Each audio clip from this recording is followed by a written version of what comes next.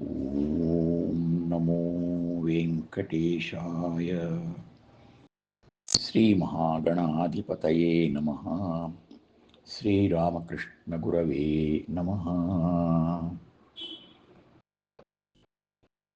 శృతిస్మృతిపురాణానాం ఆలయం కరుణాలయం నమామి భగవత్పాదశంకరం లోకశంకరం. శంకర దర్శనం. ఈ గ్రంథంలో ఇప్పుడు మొదటి భాగం శంకరుల అవతరణం. అల్పకాలంలో అనల్ప కార్యాలను నిర్వహించి భారతీయులకే కాక మానవ శరీరధారులైన సమస్త ప్రజలకు ఆదర్శంగా నిలిచిన అద్వైత కైలాస శిఖరం ఆదిశంకరుడు. వారు అవతరించే నాటికి భారతదేశం సాంఘికంగా ఆధ్యాత్మికంగా పతనావస్థలో ఉండింది. వేద శాస్త్రాల అధ్యయనం అక్షరాల వరకే సాగింది కానీ ఆంతర్యాన్ని గ్రహించలేకపోయింది. తత్వవేత్తలు అనబడే వారిలో సమన్వయం లోపించి తలకొక్క మతంగా దేశం చిన్నాభిన్నమైంది. ప్రజల్లో నియమనిష్టలు నశించి విశృంఖలత్వం విజృంభించింది. ఏకం సత్ విప్రా బహుధా వదంతి. సత్యం ఒక్కటే, దాన్ని బ్రహ్మవేత్తలు అనేక విధాలుగా పేర్కొంటున్నారు.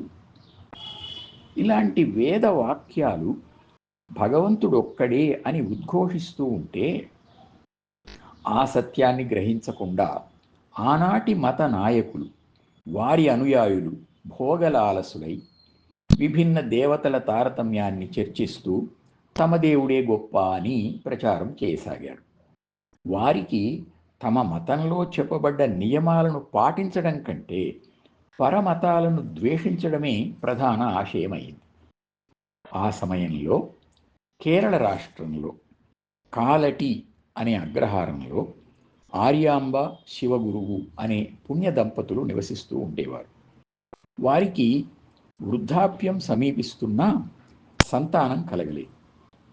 వారు శివభక్తులు గనుక శివుడు స్వయంభూగా వెలసి ఉన్న వృషాద్రికి వెళ్ళి వ్రతోపవాస నియమాధికంతో అనన్య భక్తితో ఆ పరమశివుణ్ణి ఆరాధించసాగారు.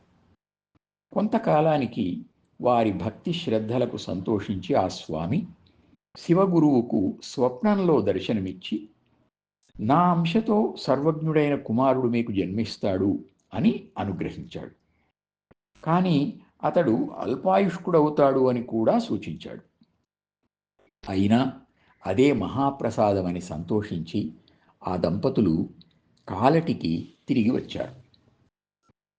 క్రీస్తు పూర్వం 509, అది శ్రీముఖ సంవత్సరం, వైశాఖ శుద్ధ పంచమి. 5 గ్రహాలు ఉన్నత స్థానంలో ఉన్న ఉత్తమ లగ్నం. అట్టి పవిత్ర సమయంలో ఆర్యాంబకు కుమారుడు జన్మించాడు. భగవంతుని అనుగ్రహాన్ని స్మరించి వారా శిశువుకు శంకరుడు అని నామకరణం చేశారు. సమస్త ప్రపంచానికి శుభం కలిగించడానికై అవతరించిన వాడు. శం శుభం కరోతి ఇది శంకర. కాబట్టి ఆయనకు ఆ పేరు సార్థకమైంది. ఇక శంకరుల విద్యాభ్యాసం మొదలైన అంశాలను తరువాతి కార్యక్రమంలో చూద్దాం. ఓం